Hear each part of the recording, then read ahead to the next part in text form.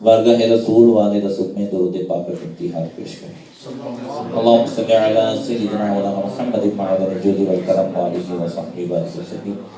صلاۃ و سلام علیک یا رسول اللہ۔ ہم اور آپ تھوڑی دیر کے لیے اس ماہ رمضان و مبارک کی بات میں اللہ اس کے رسول کے ذکر اور علم دین سیکھنے سکھانے کی غرض سے حاضر ہوئے۔ اللہ تبارک و تعالی ہم سب کو اس کا مکمل فائدہ اٹھانے کی توفیق عطا فرمائے۔ جو کچھ بھی سیکھا جائے اللہ تعالی ہم سب کو اس پر عمل کرنے کی توفیق عطا فرمائے، اور اس ذکر خیر کی برکت سے اللہ تعالیٰ اس گھر میں بھی خیر و برکت کا نزول فرمائے۔ ہم سب کو ماہ رمضان کی برکتوں سے مالا مال فرمائے اور اس سے زیادہ فائدہ اٹھانے کی توفیق عطا فرمائے۔ مگر تمہید کے بعد شروع کرتا ہوں۔ حضرت سیدنا معاذ بن جبل رضی اللہ تعالیٰ عنہ صحابی رسول، ان سے آقا کریم صلی اللہ علیہ وسلم نے ایک دن فرمایا، وہ فرماتے ہیں کہ اوصانی رسول اللہ صلی اللہ علیہ وسلم بعشر کلمات، حضور نے مجھ سے 10 باتوں کی وصیت فرمائی۔ اور ایک حدیث یہ آپ کو سننی ہے، اسی پر گفتگو ہوگی۔ مجھے حضور نے 10 باتوں کی وصیت فرمائی۔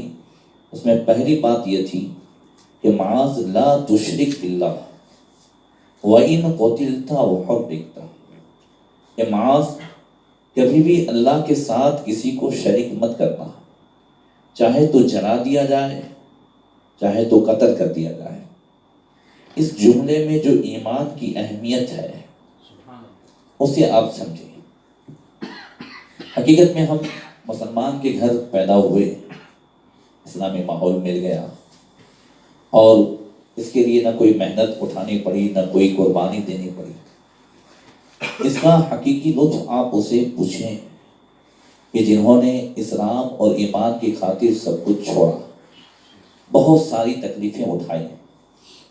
حضرت سیدنا وہب بن منبہ رضی اللہ تعالیٰ عنہ سے کچھ لوگوں نے، جو بیچارے مزدوری کرتے تھے، پتھر اٹھاتے تھے، پتھر توڑ کر کے وہ حلال روزی کماتے تھے، انہوں نے ایک دن کہا کہ حضرت ہم جیسی مصیبت تو کسی پر نہیں آتی ہوگی، بڑی مشکل سے حلال کماتے ہیں، پتھر اٹھاتے ہیں، پتھر توڑتے ہیں، گرمی میں تھک جاتے ہیں۔ تو حضرت وہب بن منبہ فرماتے ہیں کہ اگلوں کی مصیبت تم نے سنی نہیں ہے۔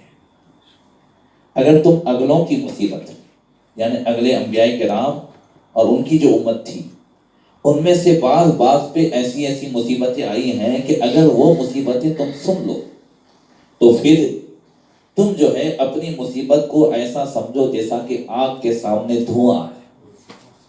کہ اگلوں کی مصیبت آپ سنا ہے کہ اگلے زمانے میں ایک عورت تھی جس کا نام سارہ تھا، اس کے 7 بیٹے تھے۔ جس ملک میں وہ رہتی تھی اس ملک کا بادشاہ بڑا ظالم اور بڑا ہی سخت تھا، مسلمانوں کو وہ ستاتا بھی تھا، اور خاص کر کے سور کھلانے کی پوری کوشش کرتا، خنزیر کہتے ہیں، کیا کہتے ہیں جی۔ تو وہ اگر کوئی نہ کھاتا تو جان سے مار دیتا تھا، بڑی سخت سزائیں دیتا تھا۔ اس میں باری آئی یہ سارا ان کے 7 بیٹوں کی، ان کو بھی بلایا گیا۔ اس نے خنزیر کا گوشت بنا ہوا سامنے رکھا، کہ اس میں سے ایک لقمہ بھی کھا لو۔ تو اس عورت کے بڑے بیٹے نے کہا کہ اللہ نے اسے حرام کیا ہے، اور جسے اللہ نے حرام کیا ہے ہم اس میں سے کبھی بھی نہیں کھا سکتے۔ تو اس نے فوراً سپاہیوں کو حکم دیا کہ اس کو پکڑو، اس کے ہاتھ، پیر، آنکھیں سب نکال کر کے الگ الگ انداز سے اسے قتل کرو۔ بڑے بیٹے کو اس انداز سے قتل کیا گیا، پھر چھوٹے کو بلایا، اس سے جو چھوٹا تھا اس کو کھولتے ہوئے تیل میں ڈالا، تیسرے کو بلایا، ہر بھائی یہی کہتا رہا۔ اب اس کے بعد اور بیٹے کو بلایا، چوتھے یا 5ویں کو، تو اس نے کہا کہ تیری طاقت اللہ سے بڑی نہیں ہے، اور تیری حکومت بھی اللہ سے بڑی نہیں ہے، تو جب بڑی طاقت والے نے حرام کیا ہے تو تیرے جیسے ذلیل کے کہنے سے میں کیسے کھا لوں؟ تیری تو کوئی طاقت ہی نہیں ہے۔ تو بادشاہ ہنسا، سپاہیوں سے کہنے لگا تم جانتے ہو یہ مجھے کیوں ایسا کہہ رہا ہے؟ تاکہ میں غصے میں آ کر اس کو فوراً قتل کرا دوں۔ میں اس کو ایسے قتل نہیں کراؤں گا، اگر یہ کھا لیتا ہے تو ٹھیک ہے۔ اس نے کہا میں ہرگز نہیں کھاؤں گا۔ تو اس نے کہا اس کی کھالیں نکالی جائے، پہلے چہرے کی کھال، پھر جو ہے ہاتھ پیر کی کھال، پھر اس طریقے سے اسے دردناک انداز سے شہید کیا گیا۔ اب 6 بھائی شہید ہو گئے۔ جب آخری بیٹا وہ سارا یہ دونوں بچے، تو بادشاہ نے کہا عورت سے کہ اب تیرا ایک بیٹا بچا ہے، اس کو سمجھا، اگر یہ کھا لیتا ہے ایک لقمہ بھی، میری بات مان لیتا ہے، تو میں تم دونوں کو انعام بھی دوں گا اور تمہیں بخش بھی دوں گا۔ وہ عورت کہتی ہے مجھے سمجھانے کا موقع دے۔ عورت سائڈ میں لے جاتی ہے، لڑکا گھبرا جاتا ہے۔ وہ کہتی ہے ماں کہ بیٹا دیکھ، میں نے تیری پرورش میں تیرے بھائیوں سے بھی زیادہ میں نے تکلیف اٹھائی ہے، اس لیے کہ تیری پیدائش کے بعد تیرے باپ کا انتقال ہو گیا تھا، تو میں نے تیرے اوپر میرا کئی حق ہے، تیرے بھائیوں پر جو تھا اس سے زیادہ تیرے اوپر حق ہے، تو میری بات ماننا۔ کہا کیا مانو؟ کہا اپنے بھائیوں کو رسوا مت کرنا، بادشاہ چاہے کچھ بھی کر لے تجھے اس میں سے ایک لقمہ بھی نہیں کھانا ہے۔ تو بیٹا کہتا ہے اماں میں تو ڈر ہی گیا تھا کہ میں تو ڈر ہی گیا تھا، مجھے تو ایسا لگا کہ شاید آپ یہ کہنے جا رہی ہو کہ میں اس میں سے کھا لوں، اللہ کا شکر ہے کہ مجھے ایسی ماں ملی ہے۔ اب وہ عورت لے کر کے گئی، جا کر کے کہتی ہے کہ اب میں نے جو اس کو کہا ہے وہی کرے گا، میں نے جو اس کو کہا ہے وہی کرے گا۔ تو بادشاہ نے کہا ٹھیک ہے کھا لے۔ کہا نہیں، جسے اللہ نے حرام کیا ہے اسے میں کبھی چکھ بھی نہیں سکتا۔ اس کو بھی دردناک انداز سے شہید کیا گیا۔ پھر بادشاہ عورت سے کہتا ہے سارا سے کہ اب تو بچ گئی ہے، تو اس میں سے کھا لے۔ اس نے کہا ظالم تو نے میرے سارے بیٹوں کو تو شہید کر دیا، اب تو سمجھتا ہے کہ کیا میں اس میں سے کچھ کھا لوں گی؟ ہرگز نہیں، ہم ایمان کا سودا نہیں کریں گے، ہم چاہے اپنی جان دے دیں۔ اس کو بھی دردناک انداز سے شہید کیا گیا۔ اب آپ اندازہ لگائیں کہ کہاں یہ معاملہ اور کہاں ہم کبھی دیکھتے ہیں KFC میں گئے وہ کھا لیا، ادھر دیکھا وہ کھا لیا، کیا کہتے ہیں مینڈانوس، وہاں گئے وہ کھا لیا۔ اس کا اثر اتنا پڑتا ہے۔ آپ نے ایک نام سنا ہوگا حضرت لال شاہ باز قلندر رحمۃ اللہ تعالی علیہ، بڑے پائے کے بزرگ ہیں لال شاہ باز قلندر۔ اپنی پوری ٹیم کے ساتھ جہاں آج آپ کا مزار ہے وہاں آپ آئے۔ اس زمانے میں حکومت تھی راجہ جیت جی کی، اور وہ رنڈیوں کا علاقہ تھا، رات نے دن وہاں پہ شراب، رنڈی بازی، یہ سب کچھ چل رہا تھا۔ حضرت لال شاہ باز قلندر سارے درویشوں کو لے کر وہیں ٹھہر گئے۔ پوری رات شراب، کباب، یہ سیٹیاں یہ سب چل رہی تھی، درویش تو سو نہیں سکے، لال شاہ باز قلندر اپنی عبادت میں۔ صبح کچھ لوگوں نے جب دیکھا کہ مسلمان آ گئے ہیں، یہ سب ٹوپی والے، یہ پرہیزگار، تو کچھ لوگوں نے کہا بھول سے آ گئے ہو، یہ محلہ جو ہے یہ رنڈیوں کا ہے، یہاں تو ہمارا سانس گھوٹ رہا ہے، اور تم کہاں سے آ گئے ہو؟ چند مسلمان رہ گئے، سب یہاں سے چھوڑ کر کے چلے گئے۔ تو ایک نے ڈر ڈر کے حضرت لال شاہ باز قلندر سے کہا کہ حضرت شاید ہم لوگ یہاں بھول سے آ گئے ہیں۔ تو حضرت نے فرمایا بھول سے نہیں آ گئے، بھیجے گئے ہیں۔ تو حضرت اپنے یہاں سے جائیں گے کب؟ کہ ہم جانے کے لیے نہیں آئے ہیں، ہم لوگوں کا مزار بھی یہیں بنے گا۔ پھر ایک جملہ کہا تھا لال شاہ باز قلندر نے، فرمایا مسلمان اس چراغ کی طرح ہے کہ جہاں اندھیرا دیکھے وہاں روشنی کرنے چلا جائے۔ تو وہاں یہاں اندھیرا ہے تو ہم روشنی کرنے کے لیے آ گئے ہیں۔ اب اس کے بعد اسی دن شام کو یہ ہوا کہ جو لوگ بھی آتے تھے رنڈیوں کی اس محلے میں، قدم رکھتے تھے گھبرا کر کے چلے جاتے تھے۔ پھول والے بلا رہے ہیں، عطر والے بلا رہے ہیں، اس کے ایجنٹ بلا رہے ہیں، مگر کوئی ہمت نہیں کرتا، مطلب کہ گھبرا کے بھاگ رہے ہیں۔ چند دنوں میں بالکل رنڈیوں کا جو بازار تھا وہ ٹھنڈا ہو گیا۔ سب نے راجہ جیت جی کو شکایت کی تو راجا نے کہا کہ آخر کون روکتا ہے؟ اور کوئی نہیں روکتا ہے۔ بولے یہ ہوا کب سے؟ انہوں نے کہا جب سے یہ چند درویش آ گئے ہیں، یہ چند فقیر آ گئے ہیں، اس کے بعد آنے والا بھائی روکتا کون؟ راجا کی طرف سے تو سارا انتظام ہی تھا، مگر ایک ایمان والے کا قدم پڑ گیا ہے، اب وہاں کسی کو ہمت نہیں ہو رہی ہے، لوگ گھبرا کر کے بھاگ رہے ہیں۔ آخرکار یہ ہوا کہ رنڈیا وہاں سے چھوڑ کر کے بھاگ گئی۔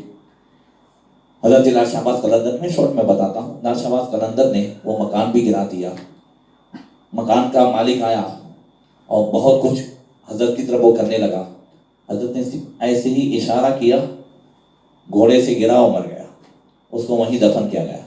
اب راجا پوری فوج کے ساتھ آیا، کہ تم نے ہمارے آدمی کو بھی مار ڈالا، تم یہاں کس کی اجازت سے رہتے ہو، یہ کرتے ہو وہ کرتے ہو؟ ہم نے فرمایا میں نے تو کسی کو نہیں مارا ہے۔ بولے ایک تو ہمارے آدمی کو مار ڈالا اور پھر ایسی بات کرتے ہو؟ کہا نہیں، ایک کتا تھا بھونکتا تھا تو مجھے ایسا لگا کہ کاٹے گا تو اس کی طرف دیکھا ہے۔ بولے ہمارے بہت بڑے آدمی کو تم کتا کہہ رہے ہو؟ بولے یہاں دفن ہے دیکھ لیں۔ اب جب اس کو کھود کے دیکھا گیا تو کالا کتا تھا اندر۔ اب راجا جیت جی نے فوج بھیجی، یہ بھیجا وہ کیا، سب واپس آئے۔ بولے یہ فقیر کسی سے بھی جو ہے مار نہیں کھا رہا ہے۔ تو اس کے جو بڑے بڑے پنڈت تھے اس نے کہا کہ اگر اس کے اوپر غالب آنا ہے، اس سے دشمنی مت کر، اس سے دوستی کر، اور پھر ایک دن کسی بھی بہانے سے ایک حرام لقمہ اس کے پیٹ میں ڈال دے۔ اگر ایک حرام لقمہ اس کے پیٹ میں چلا جائے گا تو جو اس کے پاس طاقت ہے وہ طاقت ختم ہو جائے گی، پھر ہماری طاقت اس پر غالب آ جائے گی۔ جادوگر کہتے ہیں ہم بھی اس سے نہیں جیت پا رہے ہیں، پنڈت نجومی کہتے ہیں ہم بھی نہیں جیت پا رہے ہیں، ساری ہماری طاقتیں یہ اس وقت اس پر آ جائے گی غالب کہ جب جو ہے یہ حرام لقمہ اس کے پیٹ میں جائے۔ بادشاہ نے کہا یہ تو آسان ہے۔ اب بادشاہ نے دوستی کی، کہا آپ ایک کام کریں، یہاں مت ٹھہریں، آپ میرے محل میں، کہا فقیروں کو محل سے کوئی لینا دینا نہیں، کہا تو پھر آپ میری دعوت قبول کریں۔ کہا دعوت قبول کرتا ہوں، اگر یہاں تو تیرے محل میں نہیں آؤں گا، تجھے جو کھلانا ہے بھیج دے۔ اس نے کارندوں کے ساتھ، سپاہیوں کے ساتھ مردار بھون کر کے وہ بھیجا۔ حضرت لال شہباز قلندر کے پاس جیسے ہی وہ کھانا آیا، درویشوں کی عادت تھی کہ پہلے حضرت کو دکھائیں، درویش ایسے کھا نہیں دی کہ چلو حضرت اندر پڑھتے تو اپنے کھا لیں، نہیں، آپ کے جتنے مرید تھے وہ سب حضرت کے پاس کھانا لے کے گئے۔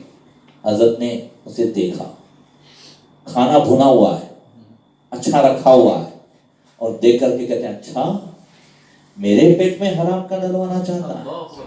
میں تو یہ سمجھا تھا کہ سدھر گیا ہوگا، اتنی کرامتیں دیکھی ہیں، میرے ساتھ ایسا کرنا چاہتا ہے؟ بس ایسی غضب کی نگاہ دیکھی، ایک زلزلہ آیا اور پورا شہر راجا جرجی سمیت جو ہے وہ سب کے سب اس زلزلے میں زمین میں دب گیا، سب کے سب تباہ ہو گئے۔ اور پھر حضرت لال شہباز قلندر نے وہاں درویشوں کو آباد کیا اور وہاں مسلمان آباد ہوئے۔ کہنا کیا ہے کہ اب یہ ایک حرام لقمہ، آج ہمیں عبادت میں وہ مزہ نہیں آتا، بلا آتا ہے؟ تو اگر ہم کبھی ویج کھا لیں تو مر تو نہیں جائیں گے؟ اگر ماشاءاللہ مجھے آج بھی میری بات ہوئی ماں صاحب سے، یہاں پھر بھی الحمدللہ آپ کافی احتیاط کرتے ہیں، تو جس طرح یہاں احتیاط کرتے ہیں ویسے ہوٹلوں میں اور جہاں ہمیں نہیں معلوم ہے وہاں بھی اگر ہم احتیاط کریں، شبہ کی چیزوں سے بھی بچیں، تو اگر شبہ کی چیز سے بچیں گے تو انشاءاللہ حرام سے بچتے ہو جائیں گے۔ اللہ کے رسول صلی اللہ علیہ وسلم کی حدیث جب حضرت امام اعظم ابو حنیفہ نے اپنے بیٹے کو سنائی، الحلال بین والحرام بین وبینہما مشتبہات، بیٹا حلال بھی واضح ہے، حرام بھی واضح ہے، ان دونوں کے درمیان کچھ شبہ کی چیز ہے، شک والی ہے۔ تو حضرت حماد کہتے ہیں آپ کے بیٹے، ابا اس کا کیا مطلب ہے؟ کہا تم شک والی چیز سے بچنے کی کوشش کرو تاکہ حرام سے بچنا آسان ہو جائے۔ حضرت امام اعظم ابو حنیفہ رحمۃ اللہ تعالیٰ علیہ بات نکل گئی تو کہتا ہوں کہ آپ کا ایک پارٹنر تھا، تو آپ نے ایک کپڑے کا تھان اپنے پارٹنر کو دے کر کے کہا کہ اس میں عیب ہے، نقص ہے، فالٹ ہے، اس کو بیچنا تو بتا دینا سامنے والے کو تاکہ اس کی قیمت کم آئے۔ اب پارٹنر بھول گیا۔ جب کچھ مہینوں کے بعد دونوں حساب کرنے بیٹھے تو امام اعظم ابو حنیفہ کے حساب سے پیسہ بڑھ رہا تھا۔ آپ نے فرمایا کہ پیسہ بڑھنا نہیں چاہیے، میرے حساب سے پیسہ اتنا آنا چاہیے، یہ بڑھ کیوں رہا؟ کرتے کرتے آپ نے کہا وہ میں نے تجھے ایک تھان دیا تھا کپڑے کا، اس میں بتایا تھا اس میں فولڈ ہے، جب فولڈ والا کپڑا رہتا ہے تو قیمت کم ہو جاتی ہے۔ کہا تو نے اس کو کس طرح بیچا؟ کہا بتا دیا تھا اس کو۔ کہا وہ تو میں بھول گیا۔ کہا وہ اس کا تو میں نے پورا جو ہے اس کی قیمت لے دی۔ امام اعظم نے کہا حساب کر تب سے لے کے ابھی تک کتنا ہوا؟ حساب کیا تو 30,000 درہم۔ آپ نے فرمایا مجھے اس میں سے ایک بھی نہیں چاہیے، مجھے اس میں سے ایک بھی نہیں چاہیے، یہ سارے کا سارا آپ نے جو ہے وہ اللہ کی راہ میں خرچ کر دیا، اور پارٹنر سے کہا کہ معاف کرنا میرے ساتھ تمہاری پارٹنرشپ نہیں ہوگی، اب آئندہ میرے ساتھ تمہاری پارٹنرشپ نہیں ہوگی، اس لیے کہ پتہ نہیں کہ تم بھول کر کے مجھے کیا کھلا دو گے۔ یہ ہے وَإِنَّهُمَا مُشْتَبِهَاتٌ کہ شبہ والی چیز سے بھی اگر بچا جائے۔ الَّذِينَ آمَنُوا وَلَمْ يَلْبِسُوا إِيمَانَهُمْ بِظُلْمٍ أُولَٰئِكَ لَهُمُ الْأَمْنُ وَهُمْ مُهْتَدُونَ۔ آج کی تراویح میں آپ نے سنا 7ویں پارے میں اللہ فرماتا ہے کہ جو لوگ ایمان لائے اور جنہوں نے اپنے ایمان کے ساتھ ظلم کو مکس نہیں کیا ہے، أُولَٰئِكَ لَهُمُ الْأَمْنُ یہ جہاں جائیں گے بے خوف رہیں گے، ہم المہتدون یہی لوگ ہدایت یافتہ ہیں۔ غریب نواز رحمۃ اللہ تعالی علیہ وہ کوئی فوج لے کر کے نہیں آئے تھے، اور غریب نواز جب ہندوستان میں آئے تو ہار پہنانے والوں میں نہیں آئے تھے۔ ہم تو یہاں پہ آتے ہیں تو محبت کرنے والوں میں آتے ہیں، اب لینے آتے ہیں محبت سے۔ غریب نواز ایسوں میں نہیں آئے تھے کہ جو نعرہ لگاتے ہوں، جو محبت کرتے ہوں۔ غریب نواز ایسوں میں آئے تھے جو غریب نواز کے جو ہے ایک انداز کے دشمن تھے۔ بولو دشمن تھے کہ نہیں؟ دشمنوں میں آئے۔ مگر پھر کیا ہوا؟ 90 لاکھ دلوں سے کفر کے اندھیرے کو نکال کر ایمان کی روشنی پہنچا دی۔ یہ کس چیز سے؟ اللہ نے فرمایا کہ وَلَا تَهِنُوا وَلَا تَحْزَنُوا أَنْتُمُ الْأَعْلَوْنَ إِن كُنتُم مُؤْمِنِينَ۔ سستی مت کرنا، اگر تم نظام مصطفیٰ، احکام مصطفیٰ، شریعت مصطفیٰ پر عمل کرنے میں سستی نہیں کرو گے تو پھر ٹینشن بھی مت لینا۔ وَلَا تَحْزَنُوا ٹینشن مت لینا، أَنْتُمُ الْأَعْلَوْنَ تم ہی بلند و بالا رہو گے، شرط یہ ہے کہ ان کنتم مؤمنین جہاں جانا وہ ایمان کے ساتھ جانا۔ اعلیٰ حضرت فرماتے ہیں کہ ایمان جو ہے مل جانا کمال نہیں ہے، ایمان کے ساتھ جانا کمال ہے۔ ایمان کے ساتھ فکر اس کی کرنی چاہیے کہ وہ ایمان ہم بچا کر کے جائیں۔ ایمان کیا ہے؟ بچا کر کے جائیں، فکر اس کی کرنی چاہیے۔ میں نے کہا کہ رب نے فرمایا کہ جو ایمان کے ساتھ ظلم کو مکس نہیں کرتے ہیں۔ اب ظلم کیا ہے؟ وضع الشیء فی غیر محلہ، کسی چیز کو اس کی جگہ سے ہٹا دینا، یہ ظلم ہے۔ یہ امامہ ہے نا، یہ امامہ پیروں سے ایسے ایسے کرنا، عام آدمی کا جوتا سر پہ لے کر کے گھومنا، یہ ظلم ہے۔ اسی طریقے سے رب نے ہمیں 5 وقتہ بلایا ہے اپنی بارگاہ میں، جمعہ جانا یہ بھی ظلم ہے۔ ماں باپ کے ساتھ اچھا سلوک کرنے کا حکم دیا ہے، مگر ماں باپ کو ستانا، انہیں گالی دینا، انہیں تکلیف دینا یہ ظلم ہے۔ پڑوسیوں کے ساتھ اچھا سلوک کرنے کا حکم دیا، یہ پوری حدیث میں آپ سنیں گے۔ شراب نہ پینے کا حکم دیا، زنا کا حکم دیا کہ لا تقربوا الزنا، اس کے قریب بھی مت جانا، جوا، ساری چیزوں کا حکم دیا، یہ مت کرنا اور یہ کرنا۔ اب اس کے ہم اپوزٹ اگر کرتے ہیں تو یہ ساری چیزیں کیا ہیں؟ ظلم ہے۔ اپنے محبوب کی تعظیم کا حکم دیا، ولیوں کی تعظیم کا حکم دیا، اس کے اپوزٹ کرتے ہیں تو یہ سب ظلم ہے۔ اور یہ اسی وجہ سے آج ہمارے ایمان میں وہ طاقت نہیں ہے جو کل غریب نواز کے ایمان میں طاقت تھی۔ اب سمجھتے ہیں کہ پیور جو چیز ہوتی ہے نا، گھی پیور ہوتا ہے تو وہ طاقت والا ہوتا ہے، ڈالڈا میں طاقت نہیں ہے۔ دودھ پیور ہوتا ہے تو اس میں طاقت رہتی ہے، پانی جب مکس ہو جائے تو اس میں اتنی طاقت رہتی نہیں ہے۔ صحابہ کرام جو ہے وہ جہاں بھی گئے تو وہ کچھ لے کر کے نہیں گئے تھے، بڑی فوج لے کر کے نہیں گئے تھے، وہ ایمان کی وہ طاقت لے کر کے گئے تھے کہ دریا میں بھی جاتے تھے تو دریا ان کا راستہ دے دیتا. غریب نواز بھی آئے تو وہ ایمان کی طاقت لے کر کے ہی آئے تھے. تو کہہ یہ رہا تھا کہ ایمان پیور ہو جائے تو اس میں وہ طاقت ہے جو بڑے سے بڑے بم میں بھی طاقت نہیں ہے. اگر ایمان پیور ہو جائے. الذین آمنوا ولم یلبسوا ایمانہم بظلم، جو ایمان لے آئے اور اپنے ایمان کے ساتھ ظلم کی ملاوٹ نہیں کرتے، مکس نہیں کرتے، اولئک لہم الامن، یہ جہاں رہیں گے وہاں پہ خوف رہیں گے، اللہ کے فرشتے ان کی مدد میں رہیں گے. غوث پاک رضی اللہ تعالیٰ عنہ فرماتے ہیں کہ لوگ کہتے ہیں کل عید ہے، کل عید ہے، کل عید ہے. وہ کہیں گے نا چاند ہوگا تو کہیں گے کل عید ہے، کل عید ہے. مگر عبد القادر اس دین کو عید سمجھتا ہے کہ جس دن دنیا سے ایمان کے ساتھ چلا رہا ہے. یہ ایمان کی اہمیت بتائیے، ورنہ غوث پاک کے صدقے میں ہم لوگوں کا ایمان محفوظ ہو جائے، رضا کا خاتمہ بالخیر ہوگا اگر تیری رحمت شامل ہے یا غوث. تو غوث پاک کے صدقے میں ہمارا ایمان جو ہے وہ کامل ہو جائے. مگر ایمان کی اہمیت بتائی کہ اگر میں دنیا سے ایمان کے ساتھ جاؤں تو یہی جو ہے دین وہ عید کا دین ہے. اللہ تعالیٰ ہمیں خاتمہ بالخیر عطا فرمائے. تو اس کی فکر، اس کی شروعات جو ہے یہ یہاں سے ہوتی ہے. غیروں نے جب دیکھا تو یہی کیا کہ انہیں کسی بھی صورت میں حرام کھلانے، آج ہر چیز میں کچھ نہ کچھ ملاوٹ ہے. بولو ہے کھانے پینے میں، اس میں اس میں یہ چربی ہے، اس میں یہ ہے. انہی ساری چیزوں کی وجہ سے ہمیں عبادت میں، اس میں سارے معاملات میں اگر ہم ان سب سے بچتے رہیں گے تو عبادت میں مزہ آئے گا. پھر جو کنٹاڑا چڑھتا ہے نا وہ کنٹاڑا نہیں چڑھے گا. دو صحابی تھے، حضرت عمار بن یاسر، ایک انصاری اور ایک مہاجر. یہ دو صحابی تھے. اللہ کے رسول صلی اللہ علیہ وسلم نے ان کو حکم دیا ایک جنگ میں کہ پوری رات تمہیں نگرانی کرنی ہے، دشمن کی طرف سے کوئی حرکت ہو تو تمہیں دیکھنا ہے. اب دونوں نے سوچا کہ اگر دونوں پوری رات جگیں گے تو آخری حصے میں سو جائیں گے، تو باری لگا دیتے ہیں، ایک شروع میں سو جائیں، ایک جگہ، پھر آدھی رات ہو جائے تو وہ سو جائے اور دوسرا جگہ. تو باری تھی. اب جو سو رہے تھے وہ سو رہے تھے، مگر جو جگ رہے تھے انہوں نے نماز شروع کر دی. دشمن کی طرف سے ایک نے سپاہی نے دیکھ لیا کہ ہاں اب کوئی نہیں ہے، بس ایک ہے جو نماز پڑھ رہا ہے. اس نے تیر مارا، مگر اب یہ ہے کہ تیر کھا لیا ہے مگر کوئی توجہ نہیں ہے. پھر دوسرا تیر آیا، تیسرا تیر آیا.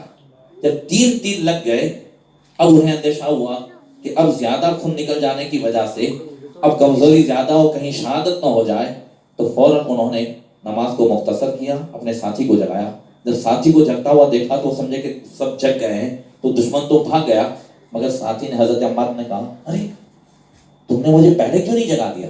سورہ کاف میں نے شروع کر دی تھی، مزہ ایسا آ رہا تھا کہ دل کرتا ہی نہیں تھا کہ میں جو ہے اس میں تمہیں جگاؤں. اگر مجھے اللہ کے رسول صلی اللہ علیہ وسلم کے سامنے اس ڈیوٹی کے تعلق سے اندیشہ نہ ہوتا کہ حضور پوچھتے کہ تم کو میں نے کہا تھا تو تم جگے نہیں، اس وجہ سے میں جو ہے چھوڑ کر کے، ورنہ ایسا دل کرتا تھا بس سورہ کاف پڑھتا جاؤں، پوری رات قرآن پڑھتا ہی جاؤں. وہ مزہ آتا تھا. کیا آتا تھا؟ جیسے اپنے کو مزہ آتا ہے میچ دیکھنے میں، اس میں گیم کھیلنے میں. تو ان کو جو اس میں مزہ آتا تھا تو پوری رات نکل جاتی تھی پھر بھی انہیں احساس نہیں رہتا تھا. حضرت مولا کائنات کو ایک تیر لگا تو اتنا درد ہوتا تھا، تیر نکالتے تھے تو آپ کہتے رہنے دو. پھر ہم نے کہا ایک کام کرو، میں نماز شروع کرتا ہوں تب نکال دینا. جب حضرت علی نے نماز شروع کی تیر نکل گیا، پتہ بھی نہیں چلا. حضرت امام زین العابدین رضی اللہ تعالیٰ عنہ نماز پڑھنے لگے تو گھر میں آگ لگی. انہیں کے گھر میں شور ہوا، لوگ آگ بجھانے کے لیے آئے، پانی چھڑک رہے ہیں، شور ہو رہا ہے مگر کچھ پتہ نہیں ہے. یا آگ بجھ گئی، نماز چالو ہے. جب نماز سے فارغ ہوئے تو لوگوں نے کہا آپ کو احساس بھی نہیں ہے آپ کے گھر میں آگ لگ گئی تھی، ہم نے سب نے بجھائی. تو آپ نے فرمایا تم یہاں کی آگ بجھانے میں لگے تھے، میں جہنم کی آگ بجھانے میں لگا ہوا تھا. اللہ تعالیٰ ہمیں اس کا ایک حصہ عطا فرمائے. دوسری بات فرمائی اللہ کے رسول نے وَلَا تَعُقَّنَّ لِوَالِدَيْكَ، وَإِنْ أَمَرَاكَ أَن تَخْرُجَ مِنْ أَهْلِكَ وَمَالِكَ، اے معاذ، اپنے ماں باپ کی ہرگز نافرمانی مت کرنا، اگرچہ ماں باپ تجھے اپنے مال سے محروم کر دے یا گھر سے نکال دے۔ سنیے گا کیا فرمایا، وَإِنْ أَمَرَاكَ أَن تَخْرُجَ مِنْ أَهْلِكَ وَمَالِكَ، تجھے کہتے چل نکل، گیٹ آؤٹ، تجھے کچھ نہیں ملے گا، آقا فرماتے تب بھی نافرمانی مت کرنا۔ بہت سارے لوگ تو باپ پر کیس کر کے کہتے ہیں اپنے حق پر رہتے ہیں تو باپ کو بھی نہ چھوڑے، باپ کو بھی کورٹ میں لے جاوے، اپنے میں حق پہ تو کسی کو نہ چھوڑ۔ اور حضور فرماتے ہیں کہ اگر باپ تجھے اپنے مال سے بھی نکال دے، گھر سے نکال دے، سارا مال ایک بیٹے کو دے دے، پھر بھی لا تعقن لوالدیک، اپنے ماں باپ کی نافرمانی مت کرنا۔ ویسے کچھ بھی نہ ہو تو نافرمانی کا کوئی موقع نہیں آتا ہے، باپ خوب دے رہا ہو، خوب کھا پی رہے ہو تو کچھ بھی نہیں ہے۔ امتحان اس وقت ہوتا ہے، اللہ کے رسول کے اس جملے کو دیکھیں، وَإِنْ أَمَرَاكَ أَن تَخْرُجَ مِنْ أَهْلِكَ وَمَالِكَ، اگر باپ کہتے چل نکل، تو آقا فرماتے معاذ تب بھی جو ہے سر جھکا کر کے نکل جانا، مگر ان کے سامنے آنکھ مت نکالنا، ان کے سامنے کچھ مت بولنا۔ بہت بڑی چیز ہے، یاد رکھیے، ماں باپ کی اگر جو ہے پورے حقوق اللہ کے بعد حقوق العباد میں جہاں شروعات ہوتی ہے، حقوق العباد میں بندوں کے حق میں، تو سب سے پہلے ماں باپ۔ قرآن میں جہاں جہاں نماز کا تذکرہ ہے، فوراً اس کے بعد وبالوالدین احسانا، ماں باپ کے ساتھ حسن سلوک کرو۔ یہ ماں باپ کے ساتھ حسن سلوک کیا ہے؟ خالی ہاتھ چوم لینا حسن سلوک نہیں ہے۔ وَلَا تَقُلْ لَهُمَا أُفٍّ وَلَا تَنْهَرْهُمَا، اللہ فرماتا ہے 15ویں پارے میں اف تک نہ کہو، انہیں جھڑکو تک نہیں۔ اس کی تفسیر میں مفسرین نے فرمایا کہ اگر کسی ماں باپ کو اولاد کا آنکھ نکالنا بھی اگر ان کے دل کو دکھاتا ہے تو یہ آنکھ نکالنا بھی حرام ہوگا، ان کے سامنے یوں کرنا بھی اگر ان کے دل کو دکھاتا ہے، جس نے میرا کہا نہیں مانا، تو یہ بھی چیز جو ہے یہ بھی حرام ہے۔ اب دیکھیں، پاکستان میں ایک نوجوان 20 سال کی تقریباً عمر تھی، بیچارہ رات میں دن محنت کرتا، کوئی عیش آرام میں نہیں تھا، مزدور تھا، رات میں دن محنت کرتا، جو کماتا اس کی ایک عادت تھی، میں باپ کی دعا بتاتا ہوں، اس کی ایک عادت تھی کہ جو بھی دن بھر میں کماتا تو رات میں آ کر کے باپ کے ہاتھ میں پیسے نہیں دیتا تھا، باپ کے سامنے جو میز جو ٹیبل رکھا رہتا نا، سارا پیسہ سامنے رکھ دیتا تھا، سارا پیسہ سامنے رکھ دیتا تھا۔ لوگوں نے اس کو پوچھا کہ تو ہاتھ میں کیوں نہیں دیتا؟ تو اس کا جواب سنو، اس نے کہا مجھے یہ بھی برداشت نہیں ہے کہ لینے کے لیے میرے باپ کو میرے سامنے یوں کرنا پڑے، لینے کے لیے میرے باپ کو میرے سامنے یوں کرنا پڑے، یہ بھی مجھے برداشت نہیں ہے، یہ بھی میں ادب کے خلاف سمجھتا ہوں۔ اور جب بھی وہ دیتا تو اس کا باپ دعا دیتا، اللہ تجھے قرآن کا عالم بنائے اور اللہ تجھے جو ہے قرآن کا علم عطا فرمائے۔ اب وہ تو مزدور آدمی ایک دن رکشے میں آ رہا تھا تو ایک اچھے عالم سے ملاقات ہو گئی، باقی بیٹا کیا کرتے ہو؟ بولے میں مزدوری کرتا ہوں۔ عالم نے کہا ہفتے میں ویک میں ایک دن مجھے دے سکتے ہو علم سیکھنے کے لیے؟ کہاں دے سکتا ہوں، مجھے بہت شوق ہے۔ اب ایک دن سے شروعات ہوئی، ایک دن سے شروعات ہوئی، اب دھیرے دھیرے دھیرے دھیرے اب کرتے کرتے انہوں نے بی اے کیا، ایم اے کیا، اردو سے سب کچھ، یہاں تک کہ پی ایچ ڈی تک پہنچا، ایک ایک دن ہفتے میں ایک ایک دن سیکھ کر کے۔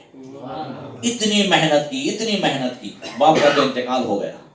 اب پی ایچ ڈی کا جو سبجیکٹ سامنے آیا اس میں تفسیر بھی ہے، حدیث بھی ہے، دوسرا سب کچھ ہے، تو اس کو یاد آیا کہ میرے باپ کہتے تھے اللہ تجھے قرآن کا عالم بنائے، تو اس نے سبجیکٹ چن لیا تفسیر اور اس میں محنت کی۔ جب پی ایچ ڈی بہت بڑی ڈگری ہوتی ہے، لاسٹ ہوتی ہے، اب سب کچھ جو ہے امتحان ہو گیا، اب ریزلٹ کا دن تھا، بڑے بڑے علماء اس میں آئے، سارے جتنے بھی اسٹوڈنٹ حصہ لینے والے تھے سب ہال میں بیٹھے ہوئے ہیں۔ اس میں ایسے ہی نہیں سنا دیا جاتا، کافی سوالات ہوتے ہیں۔ مگر اس نے کیا دیکھا کہ جتنے آئے علماء اس میں سے اس کے وہ استاد بھی تھے جو پہلے دن ملے تھے اور جس نے سکھایا تھا، بغیر کسی اس کے آ کر کے وہ بہت بڑے بھی ہو گئے تھے، آ کر کے اسی نوجوان کا ہاتھ پکڑا، کہا لوگوں میں نے اس کو پہلے دن سے دیکھا ہے، اس کی جو طلب، اس کی جو محنت، اس کی جو کشش، ہم سب نے فیصلہ کیا ہے کہ پورے جو ہے اس میں پی ایچ ڈی میں پہلے نمبر پہ، اول نمبر پہ اگر کوئی نوجوان آیا ہے تو یہ آیا ہے۔ اس کی آنکھ سے آنسو آنے لگے تو استاد نے پوچھا بیٹا آج تو یہ خوشی کے آنسو ہے؟ خوشی کے بھی آنسو ہے اور آج باپ کی یاد کے بھی آنسو ہے۔ میرے اندر علم نہیں ہے، یہ اس باپ کی دعا کا پھل ہے جو اس زمانے میں دیا کرتے تھے کہ اللہ تجھے قرآن کا عالم بنا۔ ماں باپ کی دعا سب سے بڑا ہتھیار ہے۔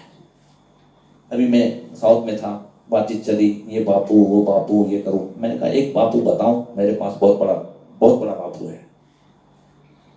ہاں بتاؤ نا، بہت ضرورت ہے باپو کی، بہت ضرورت ہے۔ میں نے کہا بہت بڑا باپو ہے۔ تو بولے کتنا لیتے؟ میں کہا لیتے کچھ نہیں ہے، خالی دیتے۔ بولے کون؟ میں کہا میری ماں۔ تمہارے پاس تمہاری ماں، میرے پاس میری ماں، تمہارے پاس تمہاری ماں۔ ماں باپ سے بڑھ کر کوئی باپو نہیں ہے۔ بات سمجھا؟ ان کی اگر دعا مل جائے، حضرت حافظ ابو بکر طرطوسی، شیخ ابو بکر طرطوسی بڑے محدث گزرے ہیں، انہوں نے ایک واقعہ نقل کیا ہے کہ حضرت شیخ بقا بن مخلد رحمۃ اللہ تعالی علیہ کے پاس ایک بڑھیا آئی اور اس نے کہا کہ عیسائیوں نے میرے نوجوان بیٹے کو قید کر لیا ہے اور حضور میرے پاس کچھ اتنا ہے نہیں کہ فدیہ دے کر کے میں بیٹے کو چھڑا سکوں، آپ کسی مالدار کو اشارہ کر دیں تو میرا بیٹا چھوٹ جائے۔